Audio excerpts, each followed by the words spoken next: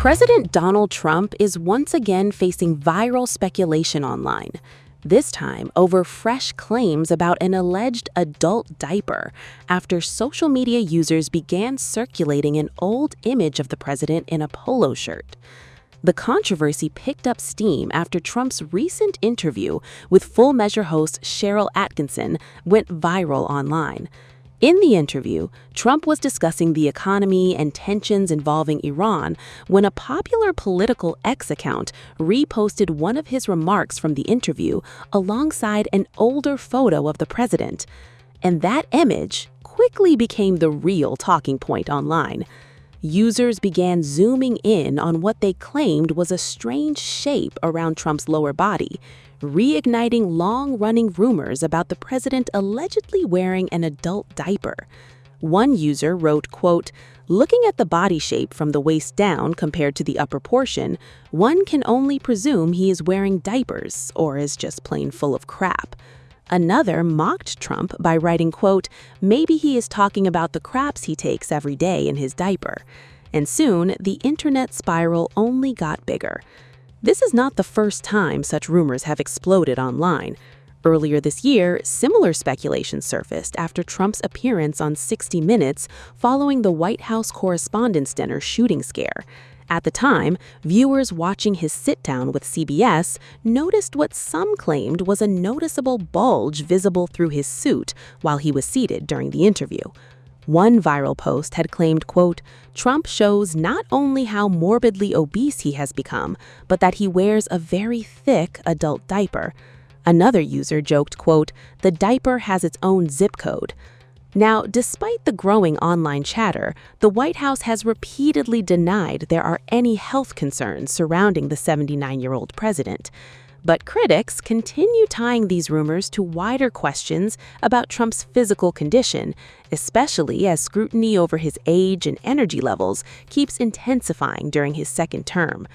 Over the past few months alone, Trump has repeatedly gone viral over moments where critics claimed he appeared tired, confused, or even briefly asleep during public appearances.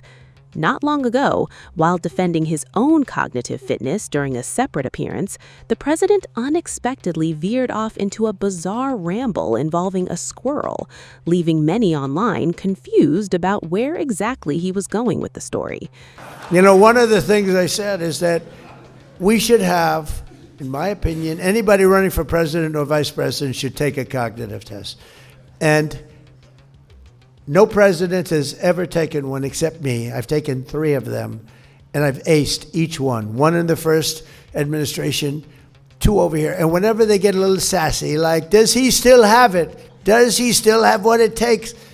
I say, all right, I'll take another one. And they are hard. There are many people in this room I know that are smart. They're not going to ace them. There are many people standing back there, the fake news media. I'd like to have them. You know, the first question is very easy, and they always show the first question is, you have a lion, a bear, an alligator, and what's another good? A squirrel, okay? Which is the squirrel? So they show that question, and then the first 4 or 5 questions they get a little more difficult. By the time you get to the middle, they're tough. By the time you get to the end, I don't want to be insulting, but there won't be. I'm not going to do what Gavin Newsom said. You saw him? He said, everybody in here is stupid, and he's stupid. I think it was the worst political interview I've ever seen. He said, he's stupid, he's dumb, he gets bad marks on everything, he can't read his speech, and nobody wants to report that. It was the worst, but I won't say that because I think everyone in this room is brilliant, but nobody's going to get all 30 questions correct. Nobody. Because when you get to those last questions, they're pretty hard. You got to be pretty sharp. But every time, so I've taken 3. No president, think of this, has ever taken 1. How do you think Biden would have done? I don't think, he might not have gotten that first question right.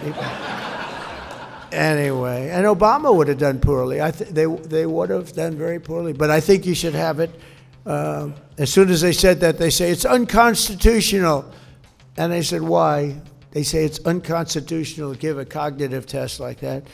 But Rick, I do it anytime they start getting a little sassy. And you know, it quiets them down for almost a year when they hear the result.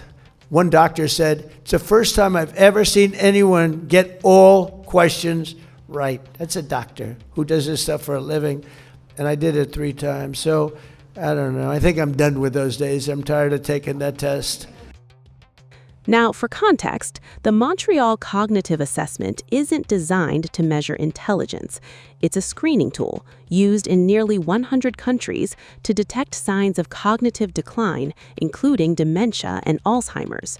Tasks include basic memory recall, identifying dates, drawing shapes, things meant to assess normal cognitive function, not brilliance.